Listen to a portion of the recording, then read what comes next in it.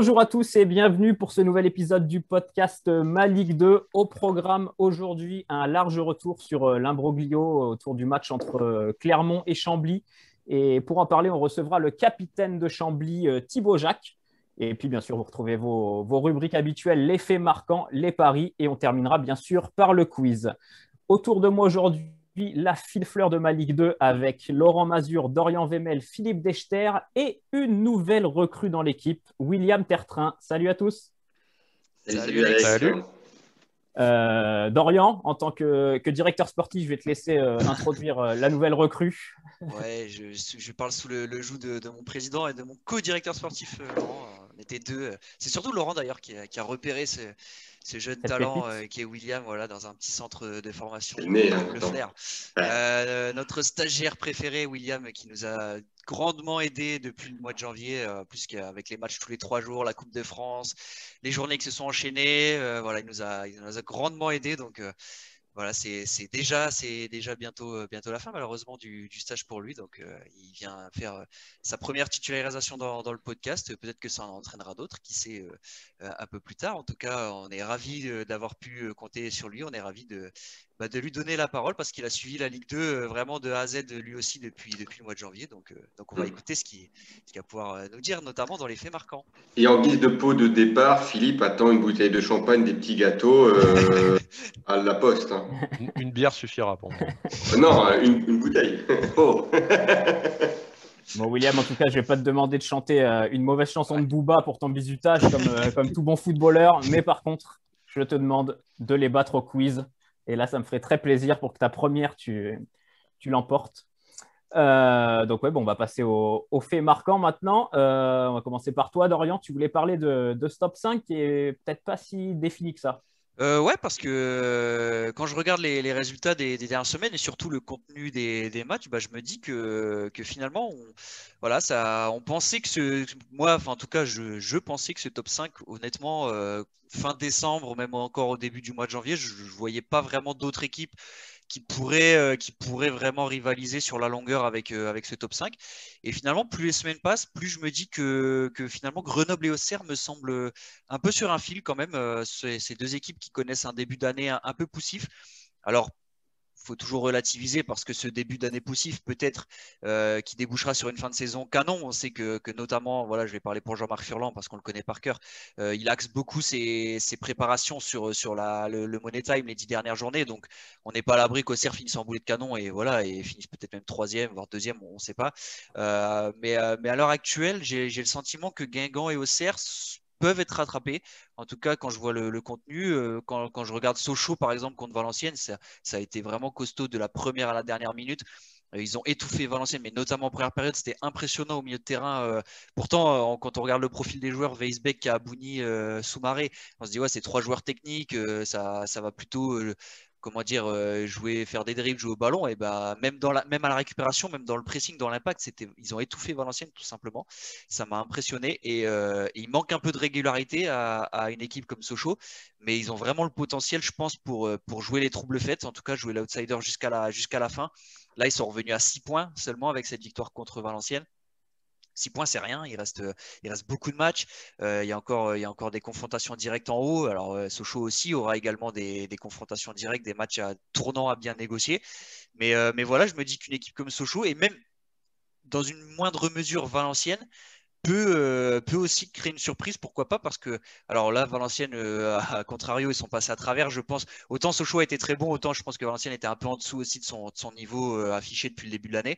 Là, ils sont sur 2 défaites d'affilée, donc peut-être qu'ils vont marquer le pas et aussi retomber un peu plus bas. Mais voilà, il y a toujours le Paris FC qui ont. Bon, j'ai du mal à comprendre pourquoi le Paris FC n'arrive plus à performer comme en début de saison, mais finalement, bah, le Paris FC, ils font plein de contre-performances, mais ils sont toujours à portée de fusil.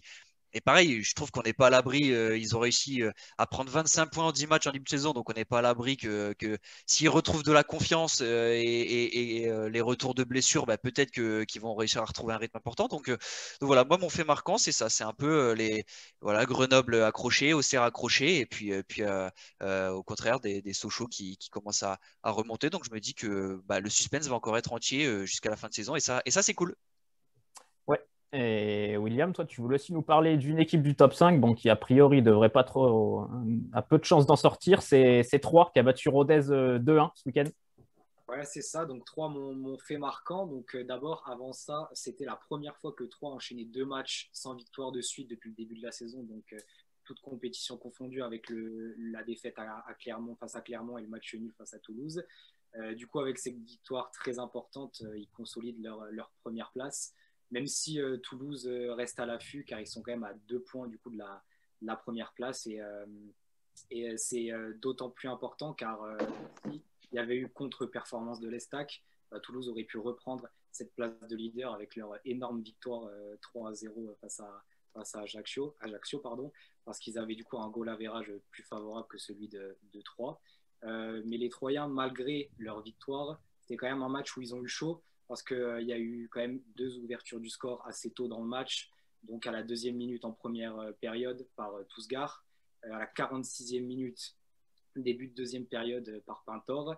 Donc ils se sont fait peur avec le but, la réduction du score de Rodez à la 74e. Mais malheureusement, ça n'a pas suffi du coup au Ruténois pour raccrocher le leader, parce qu'il y a eu aussi un carton rouge du coup qui les a un peu handicapés de Célestine à la 93e. Et du coup, c'était aussi la première défaite du RAF en 2021 en Ligue 2. Depuis le 5 décembre dernier, c'était 2-1 face à Amiens. Du coup, bonne opération quand même pour Troyes qui consolide cette place de leader. Ouais, c'est vrai que Troyes, même quand ils ne sont pas dans un grand soir, ils arrivent à arracher des victoires. La marque des. C'est un peu le signe, ouais. On sent les équipes qui montrent qu'ils sont championnes. C'est même quand ils sont pas dans un grand soir, ils arrivent toujours à s'en sortir. Et William l'a très bien rappelé, le Rodez qui était quand même l'une des meilleures équipes de 2021. Donc ouais, c'était pas si évident que ça, malgré l'écart au classement, de s'imposer pour 3. Belle opération pour eux. Laurent, toi, tu vas nous faire un petit peu descendre dans le classement et nous parler de Nancy. Non, plutôt de Dunkerque. Je vais vous surprendre, mais de Nancy-Dunkerque. Parce que bon, Nancy, on en parle quand même depuis plusieurs semaines et on souligne même avant le bon passage 2021 de la SNL. Voilà, que c'est une équipe qui ne lâche rien, une équipe jeune.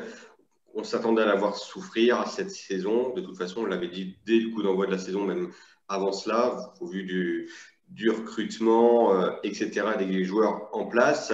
Je vais juste redire que Jean-Louis Garcia réalise quand même quelque chose de bien avec cette équipe-là qui enchaîne. Elle en est à 9 matchs sans défaite, 2 victoires de suite. Si on nous avait dit ça en décembre, on ne l'aurait sûrement pas cru. Aujourd'hui, Nancy est en train de prendre un petit peu de large avec la zone rouge et ça va leur faire énormément de bien. Par contre, ils ont réussi à s'imposer à Dunkerque 2-1. S'imposer à Dunkerque où c'était pas facile en début de saison et un début de saison qui était plutôt brillant pour le promu. Et on se rend compte aujourd'hui que cette équipe-là descend. Elle est 16e. Elle compte très peu de points d'avance maintenant sur la zone rouge. Alors, je ne m'en faisais pas personnellement pour le maintien et aujourd'hui, je m'en fais. Je m'en fais pour ce maintien-là.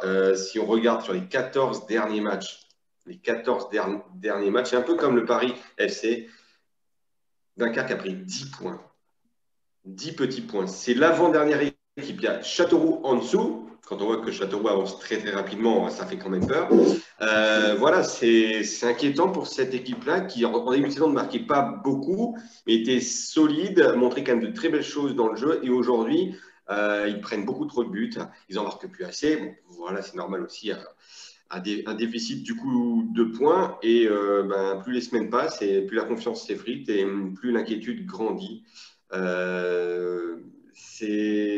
espère que voir les Dunkerquois s'en sortir. La chance qu'ils ont, c'est qu'ils ont des relégables pour l'instant qui avancent très peu vite, et notamment Châteauroux qui semble décrocher. Donc, à la limite, il ne reste plus qu'une place directe, mais ça va jouer entre Guingamp, entre Pau, Dunkerque, Chambly.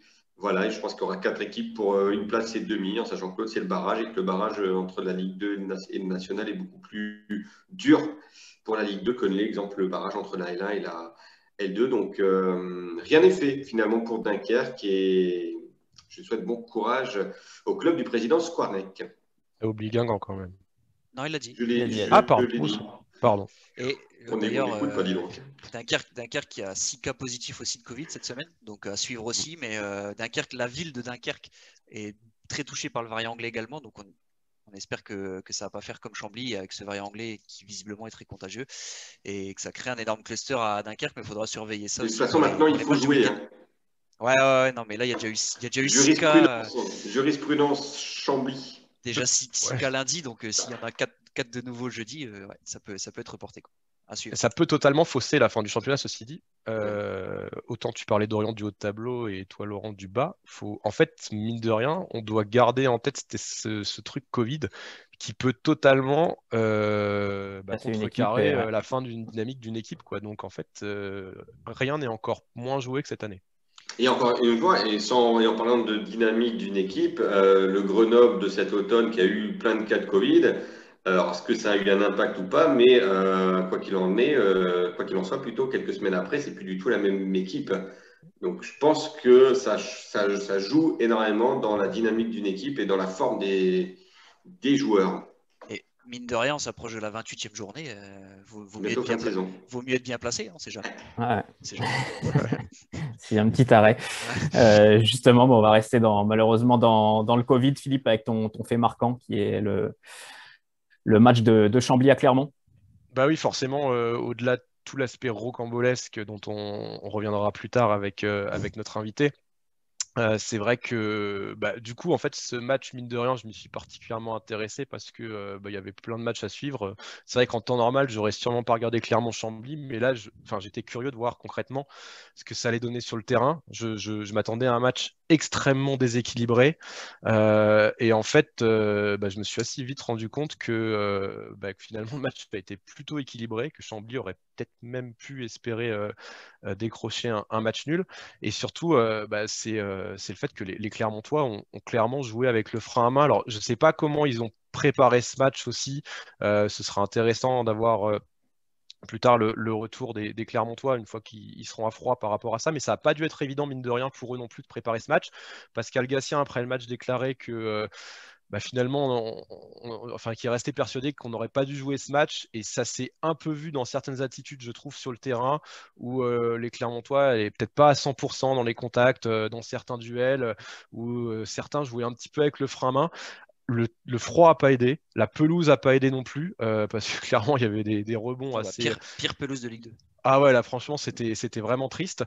Mais, parce que, c'est tout ça pour dire que c'est scandaleux que ce match se soit joué pour toutes les raisons qu'on sait autour des différents cas de Covid, etc. C'est d'autant plus scandaleux que ça peut pénaliser, alors ça pénalise déjà les Cambysiens, mais ça peut pénaliser aussi à moyen et court terme les Clermontois qui jouent eux la montée en Ligue 1. On voit que Sochaux a récupéré, je vais dire entre guillemets, 3 cas de Covid après avoir joué contre Chambly. Donc je sais pas, à un moment donné, il faut peut-être que nos instances aussi se posent certaines questions. Si jamais l'un de nous 5 est cas contact, je crois qu'il doit s'isoler pendant 7 jours. C'est la règle. Je sais pas, là on a carrément des cas positifs, on a des tests PCR positifs, mais finalement jouons, contaminons-nous, c'est pas grave, tout ira bien. Dans un bus, quoi. Ils ont fait le trajet avec quelqu'un qui était positif, quoi. C'est ce qui est, c'est hallucinant, et que ce match se soit joué, j'en reviens toujours pas, et je peux pas croire que Chambly-Auxerre se jouera ce week-end si les conditions sanitaires ne sont pas réunies. Pour moi, ce serait totalement aberrant. Donc voilà, j'aimerais que la situation évolue quand même assez rapidement, parce que là, on va avoir une fin de championnat qui peut être très bizarre et très faussée. Pas autant que l'année dernière, peut-être, où les matchs se sont carrément arrêtés. Mais là, vraiment, c'est assez incompréhensible. Ouais, on va en parler plus en détail maintenant lors de notre grande interview. Et on reçoit maintenant notre invité Thibaut Jacques, le défenseur et capitaine de Chambly. Salut Thibaut. Bonjour à tous. Thibaut, merci d'accorder un petit peu de temps à ma Ligue 2 pour revenir sur cet imbroglio incroyable autour du déplacement de Chambly à Clermont ce samedi. On en a parlé un petit peu dans nos faits marquants avant, avec quelques jours de recul. C'est quoi le sentiment là, après ce match qui s'est finalement joué, mais qui s'est joué dans des conditions particulières, très particulières même? Toujours le même sentiment, le sentiment de... Voilà, on nous a mis sur le terrain. On on y est allé puisqu'on n'allait pas faire demi-tour. Donc voilà, après, quoi dire, on est professionnel, c'est notre métier et on nous a dit d'y aller, on y est allé. Pardon, j'ai mon petit garçon qui est là à côté, c'est pour ça. Pas de souci. Merci Désolé. aussi. Thibaut, est-ce que un moment dans l'esprit des Cambrisiens, de vos adversaires même, est-ce qu'il y a eu l'envie de ne pas disputer ce match, d'être présent sur le terrain, mais finalement de ne pas jouer au coup d'envoi pour marquer les esprits, pour montrer que vous étiez en désaccord avec ce qui, voilà, ou pas? Nous, il n'a jamais été question de ne pas jouer, clairement. Encore plus une fois qu'on avait fait le trajet. Parce que avoir fait le trajet en bus, avoir pris, entre guillemets, des risques, puisqu'on avait un joueur qui avait des symptômes dans le bus, voilà, après, fallait plus faire demi-tour. On était là pour jouer. Avant de partir, par contre, c'était différent, puisque voilà, on savait qu'il y avait déjà 10 cas de joueurs, que le 11e se sentait pas très bien. Voilà, il n'y avait que le test PCR qui pouvait annuler le match, on va dire. Et on a eu le test PCR que 3 heures avant le début du match. Mais malheureusement, ça n'a rien changé. Donc voilà, une fois qu'on était sur place, de toute façon, on était là pour jouer. Comme le président l'a dit dans une interview, l'hôtel vous a limite mis dehors le matin même du match, ce qui est assez incroyable, forcément, parce qu'il y avait du coup un joueur qui était testé positif, qui a fait le trajet avec vous. Et à ce moment-là, le président a quand même dit, bon, bah là, j'avoue que quand on nous a mis un peu dehors le matin, là, c'était un peu la goutte d'eau de trop, quoi, avec ce déplacement totalement rocambolesque. Voir les joueurs, au moment où l'hôtel vous dit, non, mais par contre, il faut partir. Comment on peut préparer un match qui arrive dans quelques heures seulement? Ça paraît assez incroyable, quoi. Ouais, là, c'était particulier. Là, c'est vrai que, bon, je pense que tant pis, même si on s'était compté comme un forfait, on aurait déclaré forfait. Ouais. Parce qu'on ne serait pas resté devant le stade de Clermont pendant 5 heures à attendre le début du match. Surtout qu'il faisait moins, quoi. Enfin, il faisait moins 2, moins 3. Ouais, il faisait froid. Bon, après, le bus aurait tourné, il y aurait le chauffage, mais je veux dire, déjà qu'on a passé 7 heures la veille, c'était clairement pas l'idéal avec un joueur qui avait des symptômes. Si on restait encore tous les uns sur les autres, 5 heures avant le match, puis même, enfin, musculairement parlant et en préparation de match, c'est vraiment chaotique. Donc là, une causerie dans le bus, ça aurait été sympa. Ouais, voilà, bah, comme quand on était petit, on va dire. Ouais. Hein. Mais non, mais là, on serait rentré parce que, voilà, à un moment donné, c'est aussi notre santé. C'est-à-dire, un match perdu, ou alors si on met des joueurs sur le terrain qui a des graves blessures, voilà, on aurait perdu le match, on serait rentré. Et du coup, en l'absence du coach, je sais pas qui a fait la causerie ou comment ça se passait?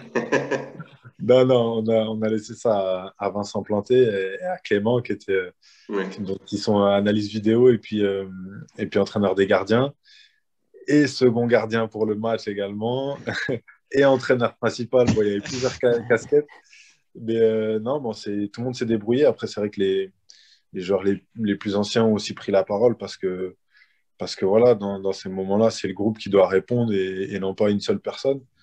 Donc voilà, il fallait trouver des solutions comme on pouvait et voilà, essayer de passer ce match avec pas trop de casse et essayer de ramener quelque chose. Malheureusement, on n'a pas ramené de points, mais en tout cas, le visage affiché était quand même positif.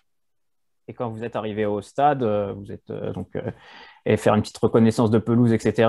Les joueurs clermontois, les dirigeants clermontois, vous avez échangé un petit peu avec eux. Qu'est-ce qu'ils vous ont dit? Bon, les joueurs de Clermont ont été très, très sympas pendant le match. Je pense que tout a été mis en place pour pas qu'on se croise. Nous, on les a pas vus avant. À la mi-temps, pour rentrer, ils ont attendu devant leur banc qu'on rentre tous. Et ensuite, ils sont rentrés dans les couloirs. Voilà. Je pense qu'en termes de sécurité, c'était bien pour eux. Voilà, nous, on a un peu l'impression d'être des pestiférés, mais bon, ça, c'est comme ça. Ils ont pris leurs mesures de sécurité, et tant mieux. Par contre, voilà, on a été très bien accueillis par même les bénévoles de Clermont, etc. Bon, dès qu'il y en avait un qui toussait un petit peu dans les couloirs, il n'y avait plus un bruit. Mais on sentait qu'on qu'on était un petit peu regardés et pieds, mais bon, voilà, c'est comme ça. Et est-ce que sur le terrain, je ne sais pas si Philippe, toi, tu avais peut-être la même question en tête, on en parlait tout à l'heure. Est-ce que sur le terrain, parce que Philippe, toi, tu as vraiment regardé quasiment que ce match-là et pas forcément le multi samedi, est-ce que sur le terrain, pareil, toi qui es défenseur, au niveau des contacts, est-ce que du coup, on se doute que inconsciemment, dans les têtes des Clermontois, ils se sont peut-être dit, bon, on va pas forcément aller trop se frotter entre guillemets, par exemple dans un mur, on voit des fois sur corner ou dans un mur sur coup franc. Est-ce que toi, sur le terrain, tu as pu ressentir ça, ou est-ce qu'après, une fois que le coup de sifflet il est donné, voilà, on pense pas du tout à ça? Non, je pense que, bon, une fois que ça a joué, même eux, je pense pas qu'ils aient pensé spécialement à ça. Même sur les corners, je veux dire, là, il y a des marquages. Il faut être au marquage, il n'y a pas trop le choix. De toute façon, ça reste un sport de contact. Donc voilà, non, il n'y a pas le choix. Mais franchement, les joueurs vis-à-vis de ça, ils ont été réglo. Il n'y a pas eu de souci. Ouais, justement, moi j'ai suivi le match en intégralité, Thibaut. Je pense d'abord qu'il faut vous féliciter pour l'attitude et puis pour simplement être venu sur le terrain, faire votre boulot. Et au-delà de ça, vous avez très bien fait votre boulot, toute l'équipe. Je pense même que vous pouvez avoir des regrets parce qu'il y a quand même 3-4 situations très chaudes dans la surface de Clermont, notamment en seconde période, où vous auriez pu marquer, vous avez vraiment eu des occasions et vous n'avez pas été trop mis en danger. Mais finalement, est-ce que le plus dur commence pas maintenant pour Chambly? Parce que après tout ce qui s'est passé, comment on digère ça? Comment on retourne à l'entraînement, sachant que vous n'avez pas là une situation normale par rapport à l'entraînement? Comment vous préparez la suite? Enfin, j'imagine que c'est presque encore plus dur aujourd'hui.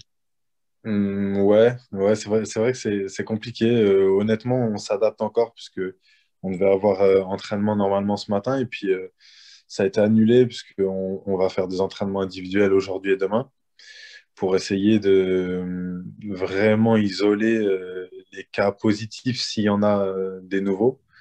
On va laisser passer un peu de temps pour voir si certains déclarent le Covid ou pas. Et puis à partir de jeudi, on va revenir à l'entraînement pour préparer le match de samedi contre Auxerre. Pas trop le choix. C'est un peu du bricolage, on va dire, mais on essaie de casser la chaîne de transmission le plus possible. Donc on prend des mesures barrières, on va s'entraîner tous individuellement chez nous. Et puis voilà quoi. On sait qu'il y a des textes, qu'il y a un protocole qui est établi par la Ligue, qu'une équipe peut jouer si elle inscrit 20 noms valides sur une liste de 30. Mais ces textes-là datent finalement du mois de septembre. Il n'y avait qu'un seul virus. Aujourd'hui, il y a des variants. Apparemment, il y a une possibilité de réavoir le virus après, même si on l'a déjà eu. Est-ce qu'il ne faudrait pas, plus généralement, réadapter ces textes en fonction du contexte, en fonction de la situation d'une équipe? Typiquement, vous étiez peut-être à 9 ou 10 cas, il en manquait peut-être un, mais qu'est-ce que ça change? Un de moins, un de plus? Qu'est-ce que tu en penses, toi, justement, de ça? Bah, clairement, moi je pense que le souci il est là, c'est que voilà, il y avait la règle pour le Covid. Le Covid, 7 jours après, enfin le Covid classique, entre guillemets, 7 jours après, normalement, vous êtes négatif, 7-8 jours après. Et physiquement parlant, parfois ça peut être éprouvant pour certains joueurs, mais dans l'ensemble, on va dire que les symptômes sont faibles, voire inexistants, et du coup, ça va pour une reprise d'entraînement. Nous, on a été vraiment le premier cas, le premier club frappé par le variant anglais, où en une semaine, on a eu 8 cas, sans compter dans le staff, etc. Et c'est sûr qu'on était à 10 cas. Et quand on vous dit, ben, en fait, il en manque un 11e, et que vous vous dites, ben, en fait, ben, venez, on va se le passer parce qu'en fait, c'est hallucinant de nous envoyer à Clermont. Donc, on n'a qu'à se mettre ensemble, se contaminer encore, parce qu'en fait, ça devient n'importe quoi. On nous envoie là-bas, on est jeunes, on est sportifs, très bien. Mais en fait, on est des hommes avant tout. Le soir, quand j'arrive à 4h30 du matin chez moi, je ne dors pas sur le pas de la porte. Je rentre chez moi, j'ai une femme, j'ai des enfants. Dans le staff, il y a des gens qui sont plus âgés que nous, le coach, le président. Ils arrivent à être plus dans des âges de personnes à risque, on va dire. Donc, quand on vous dit, vous montez dans un bus, il y a le coach, il est devant, 5 mètres derrière, il y a un joueur qui a des symptômes. Bon, là, en fait, ça va trop loin. Nous, c'est ça qu'on a senti. C'est que là, à un moment donné, il y a la règle, mais il y a l'adaptation de la règle. Et on n'a pas fait ça. On n'a pas eu 10 cas histoire de dire, ouais, nous, on va annuler le match. On va avoir la grosse équipe contre Clermont. Contre Clermont, même avec la grosse équipe, on avait perdu au match aller. Donc, je ne vois pas ce que ça change. Mais à un moment donné, c'est juste, je ne sais pas. Sur le plan humain, c'est vraiment très, très compliqué à concevoir. Ce qui est encore plus bizarre, c'est qu'au printemps de l'an passé, on a stoppé les championnats par souci de santé. On disait la santé prévaut surtout. Et typiquement, le cas de Chambly ce week-end va à l'encontre de ce qu'on a pu dire. Enfin, c'est quand même, il y a deux discours. Aujourd'hui, il faut jouer coûte que coûte. Nous, Voilà, c'est comme ça qu'on le voit. Et c'est comme ça qu'on le voit. Alors, peut-être que je me trompe, peut-être que moi, j'en veux à personne. Je veux dire, voilà, bien sûr qu'il y a des règles. Il fallait fixer des règles, puisque sinon, n'importe qui aurait dit, ah ben nous, on a 2 cas, ou 3 cas, ou 5 cas, et puis on vient pas jouer. Ça, je veux bien l'entendre. Maintenant, en une semaine, on a 8 cas. À chaque test PCR, vous avez 4 cas, 3 cas, 1 cas. Enfin, je veux dire, ça s'arrête pas. Donc, on va où? On se déplace dans un bus avec un joueur qui a des symptômes, avec un coach qui a des symptômes. Enfin, voilà, c'est compliqué. Franchement, c'est compliqué à tout comprendre. Maintenant, bon, voilà. Nous, on n'est que joueurs de foot. Donc, on nous met sur un terrain et on joue. Point barre. On n'a pas de questions à Malheureusement, vous poser. êtes que Chambly aussi. Ouais. C'est con, mais ce week-end, il a fallu attendre samedi après-midi pour qu'on voit un peu des titres dire il y a une équipe en Ligue 2 qui se déplace, elle a 10 cas, elle va pouvoir jouer. Enfin, ça aurait été une autre équipe, ça aurait fait du bruit. Mais bon. C'est possible, c'est possible. C'est sûr. Et pour toi, Thibaut, la solution pour toi, du coup, là, c'est quoi pour le match à Auxerre? La meilleure solution serait presque de le décaler, ce match, le temps que la situation s'apaise un peu de votre côté? Ouais, mais si on n'a pas décalé clairement, on décalera pas Auxerre. Donc, de toute façon, maintenant, on va jouer. Après, ce qu'il faut dire aussi, c'est que voilà, on a fait des efforts avec un groupe réduit, avec des petits qui sont venus, les petits du club qui sont venus avec nous. Il y en avait un qui était titulaire. On était par exemple à 3 derrière. Pardon. À gauche, il y avait Guillaume Decker qui avait 1 mois d'arrêt sur blessure, qui revient, qui est obligé de faire 90 minutes parce qu'on n'a plus de joueurs. À droite, un petit qui était en réserve, qui n'a pas joué depuis 3-4 mois de match officiel. Les U19 sur le banc de touche, c'est pareil. Donc c'est bien, on peut remplacer des joueurs. On peut mettre des joueurs sur les bancs de touche, mais ils n'ont pas joué depuis combien de temps? C'est pareil. La En santé vrai, des joueurs. ouais, voilà. Malheureusement, aujourd'hui, il faudrait, nous, s'arrêter peut-être 15 jours, 3 semaines, parce que les joueurs qu'on a perdus avec le Covid et le variant britannique, si ça dure 15 jours et qu'ils ont 15 jours de symptômes, ils ne peuvent pas revenir en 7 jours sur un terrain de foot. C'est pas possible. Avec fièvre, avec perte de poids, avec... Moi, j'ai eu le Covid normal. En une semaine, j'ai perdu 3 kilos. Donc, quand on revient, on n'est pas le même joueur. On est fatigué. Je ne me suis pas entraîné pendant 4 jours, etc.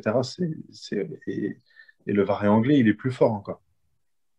Donc c'est compliqué. C'est compliqué. Franchement, je ne sais pas quoi vous dire. Jouer, pas jouer. Maintenant, il faut jouer. Si on a joué à Clermont, on va jouer tous les matchs. Et pour les autres clubs, c'est pareil. Je ne sais pas à quel moment ça sera arrêté, mais à mon avis, quasiment jamais. William, tu avais une question? Du coup, Thibaut, comme tu viens de le dire, tu avais contracté le virus et du coup, donc, tu as été remis. Et justement, tu parlais des jeunes qui sont montés de U19 ou de la réserve jusqu'à l'équipe pro pour ce match. Est-ce que toi, en tant que quand même homme fort de la défense et de l'équipe et capitaine, quel rôle tu as eu auprès de ces jeunes, du coup, parce que c'était leur première fois dans le groupe pro, même première titularisation. Donc, quel rôle tu as eu auprès d'eux?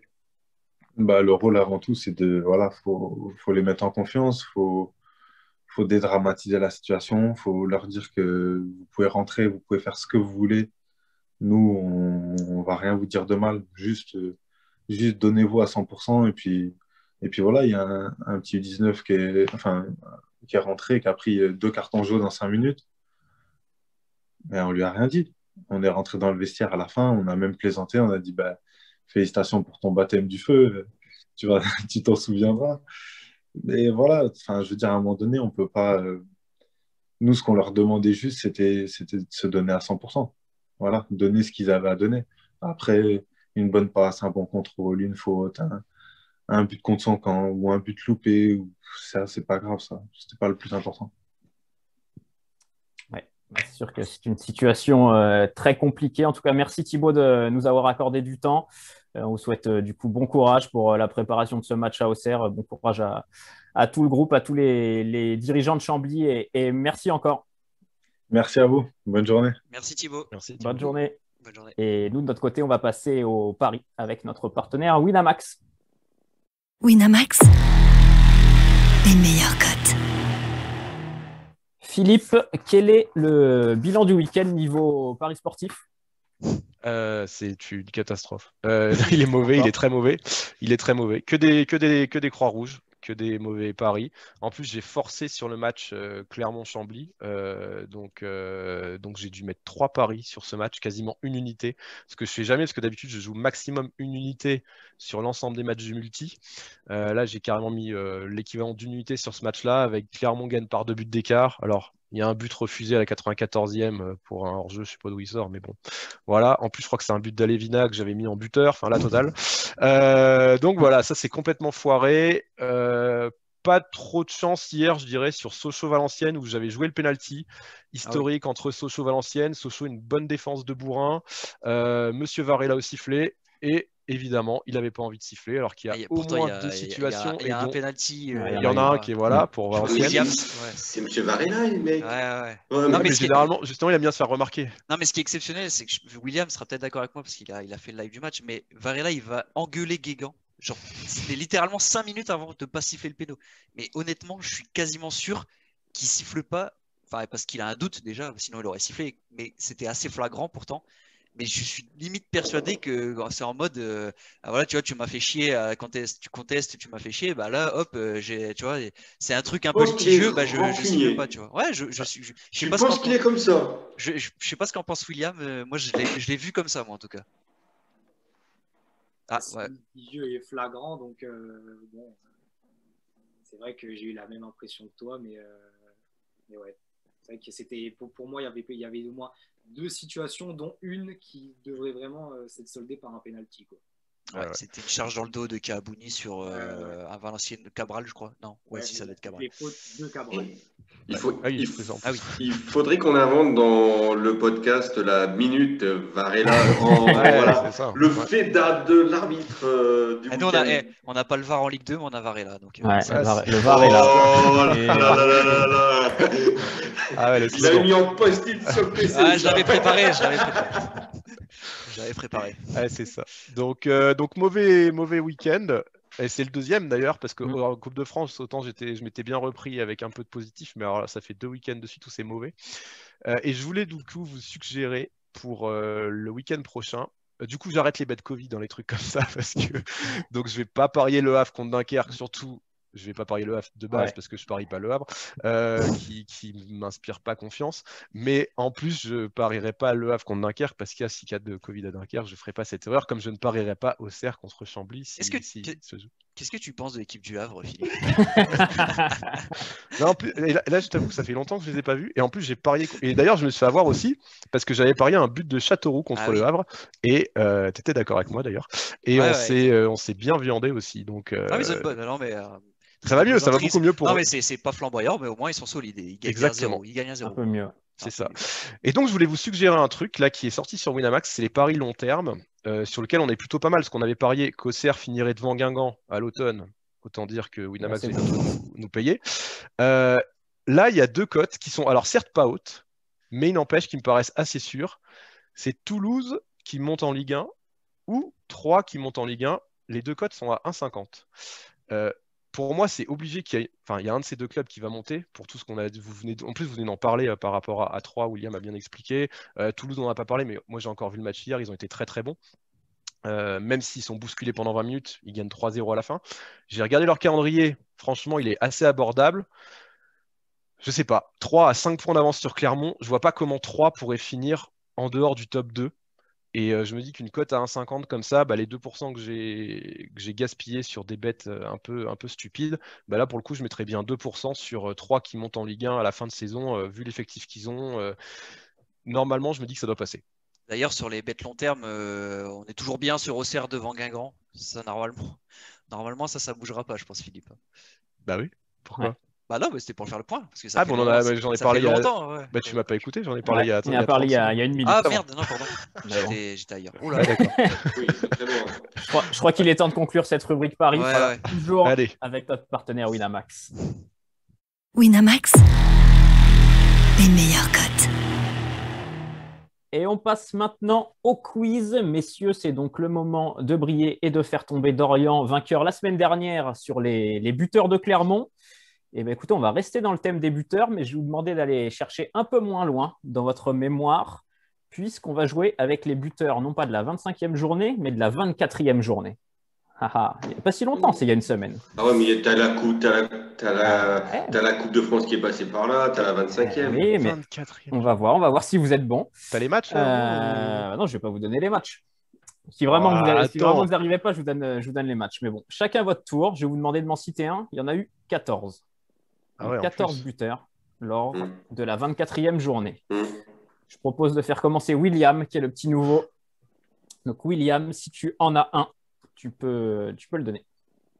Et Ruffo de Rodez. C'est bon, bravo. Allez, Laurent, à toi. Alan Virginius de Sochaux. Virginius doublé, c'est bon. C'était notre joueur clé. Ouais. Philippe.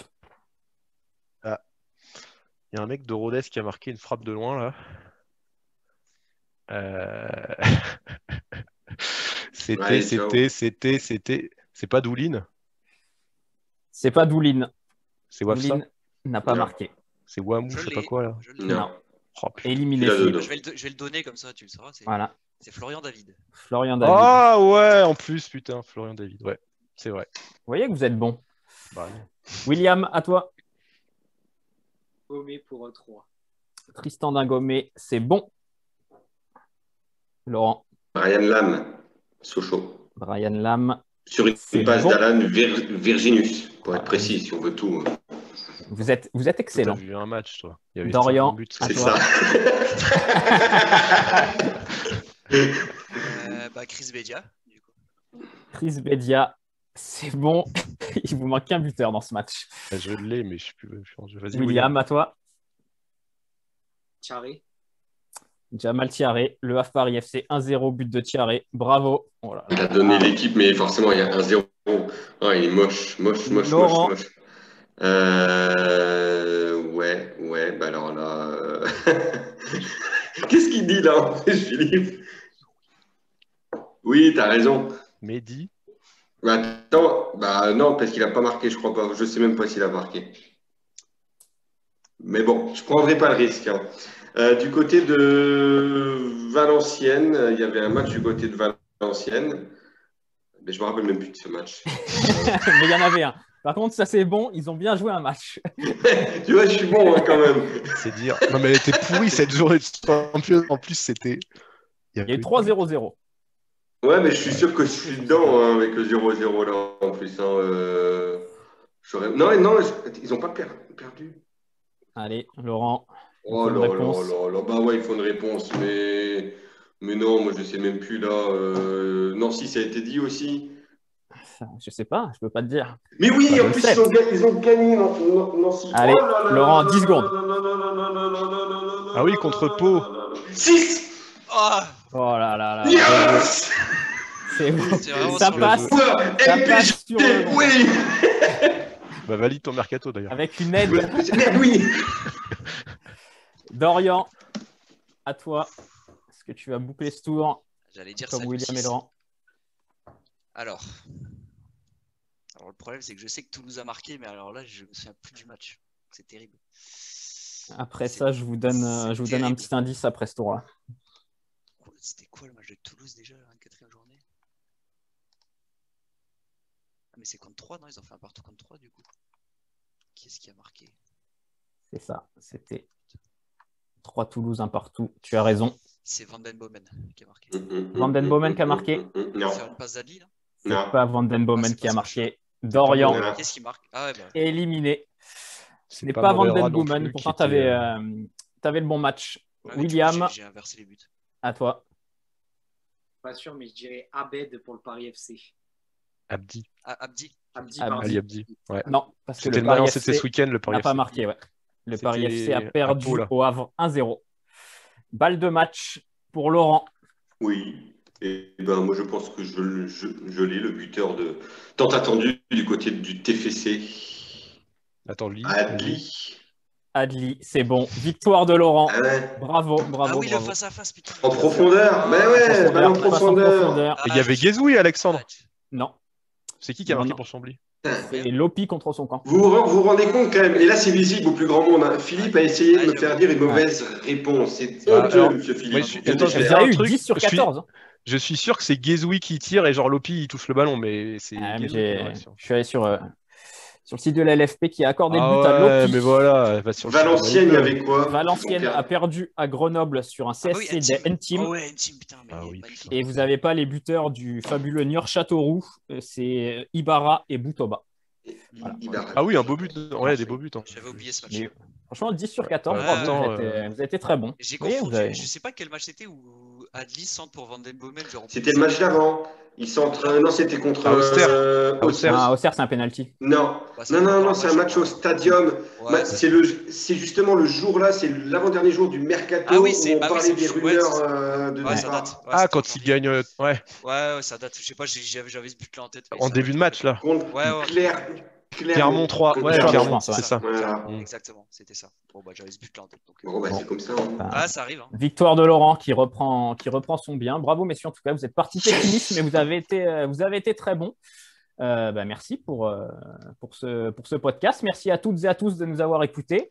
On vous souhaite une belle semaine et puis toute l'actu de la Ligue 2 continue sur maligue2.fr et sur l'appli. Salut à tous. Salut. Salut. Ciao.